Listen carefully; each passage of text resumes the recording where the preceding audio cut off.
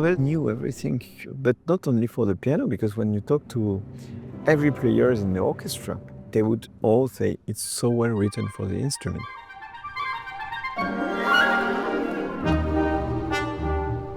Yeah, I think it's certainly one of the most genius orchestration ever. It's so rich, it's so imaginative, it's so special. It's really using the instruments as real instruments for something else. So like a painter with its color.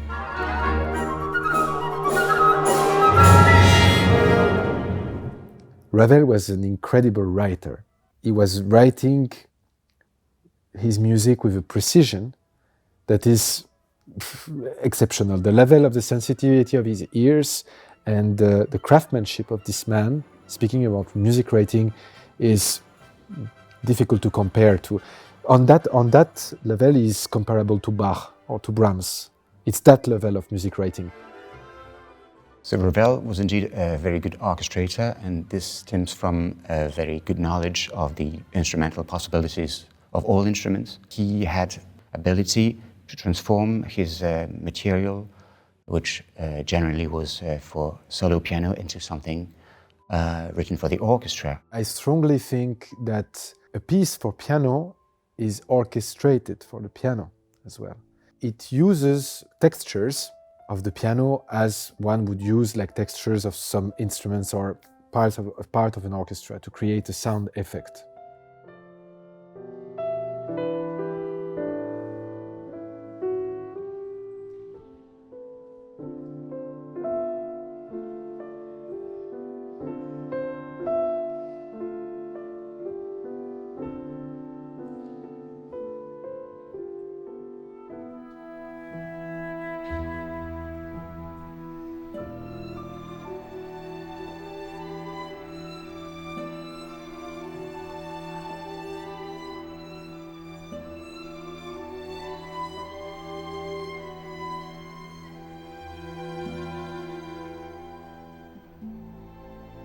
Sometimes one can easily say, yeah, the composer was at the piano, he started to write it for the piano and then he orchestrated. Not always.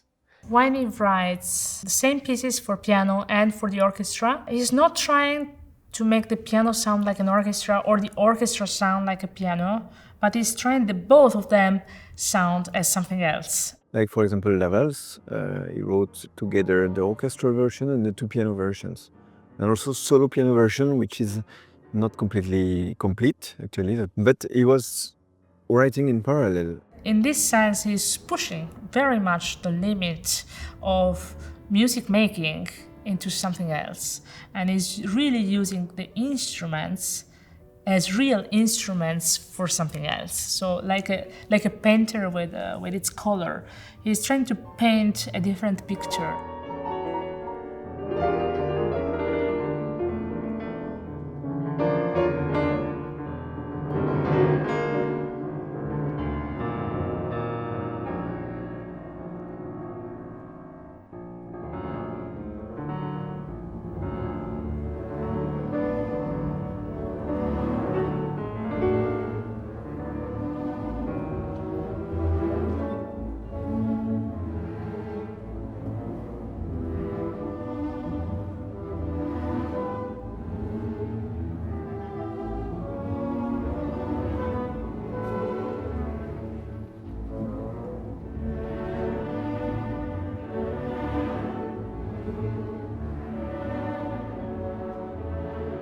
Anyway, in any case, with any kind of period of Ravel's composition life, there is this incredible sense of storytelling and such an imagination to the sound of the piano, which of course reminds a lot his ability to orchestrate the pieces.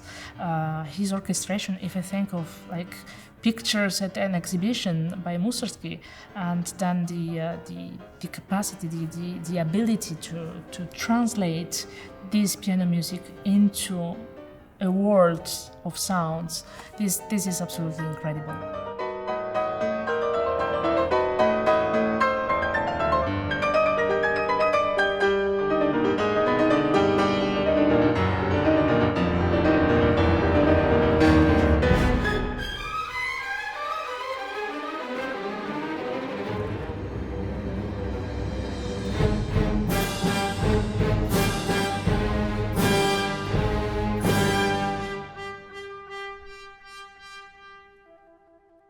He's famous for having been a brilliant orchestrator. Honestly, I think that a lot of composers were brilliant orchestrators, actually. This is what I would like to hear about more often. Ravel was an incredible writer. I'm not talking about composition. I'm talking about writing. Like somebody would write a book. The aspect of it that is about like the grammar, about the structures of the language. Because when in one of the questions that I read before this interview, who were the composers who got influenced by his piano writing? Who are the successors in a way? I thought for a while, and I don't think there is any. Ravel passed away in 1937, and after that, the direction that was taken by most composers in the classical music field has strictly nothing to do with music writing. No. It has also some technical aspects, some craftsmanship aspect, but it's a completely different thing. The time he wrote all this music, there were lots of composers who were going extremely in the Modernism, in atonal period, and it's so specific because he is so modern, but he kept a very traditional structure in the way he writes. And also, you feel he always tried to extend the possibilities of colors of the orchestra. He used multiple instruments that you rarely hear in many of his work. He was very keen on experimentation, meaning that for some of his pieces he would try to add an instrument that was quite rare. We were talking about L'Enfant et les sortilèges when he's asking for this crotale, this jeu de timbre. There is one place where he even asked a cheese grater. Yeah.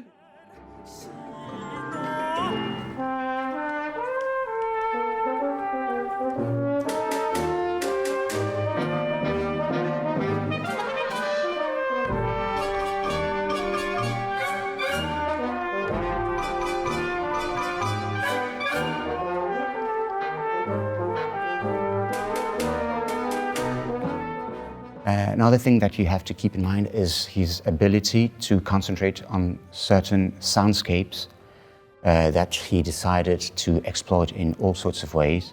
These possibilities he had when focusing on some particular atmosphere, climate, to give its full strength through an orchestral achievement.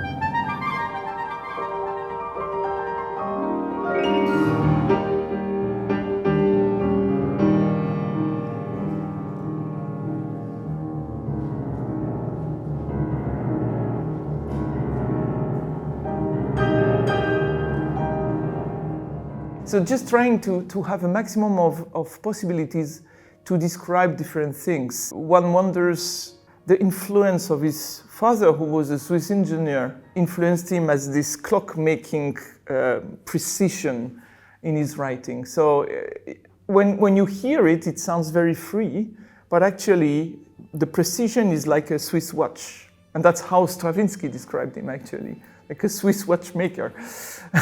Ravel is precise as a Swiss clock, seductive as a French perfume, and juicy as a Spanish fruit. And I think this is the combination that we get in his music.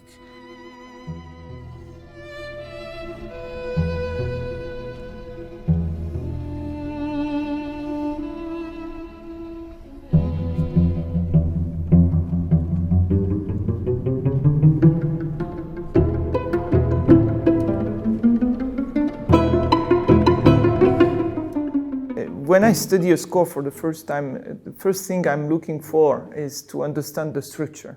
It's so mathematically built. The pulse, organic, mesmerizing moments come from this structure. And when you work a lot on this kind of composer music, and you understand how much it is important, then you can study other pieces which are less obviously built up in the same way, but trying to find again the important structure of it. When you study a lot Ravel scores, you become more attentive to these kind of things in everything you do. I mean, it's so much fun to conduct his music because you get the absolute complete possibilities of his genius.